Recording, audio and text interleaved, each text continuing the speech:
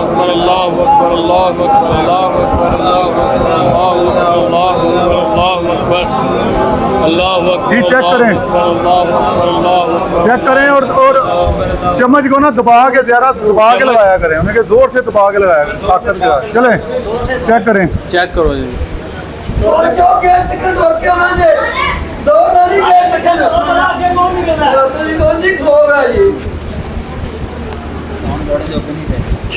दो जाना है गेट तक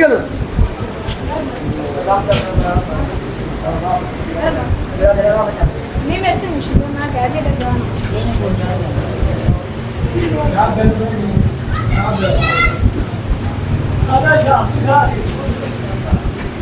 हाँ जी अगे नालों बेहतर फील करते पे चलो माशाल्लाह अल्लाह अकबर दिन रात पढ़नी है 3 टाइम तुसी हाँ जी चलो माशाल्लाह हुण अल्लाह दा शुक्र है ते अल्लाह दा शुक्र अदा करना है ते 3 दफा जिहड़े दिहाड़ी च अल्लाह अकबर तुसी पढ़ना हाँ जी अगे ना आगे ना बेहतर बेहतर हो गया मेरे को भेजिया हैगा। ये हुण इंशाल्लाह होर बेहतर हो जाना अल्लाह अकबर दा फिर ते तुसी जे ना जारी रखना इधर सामने आते जाओ।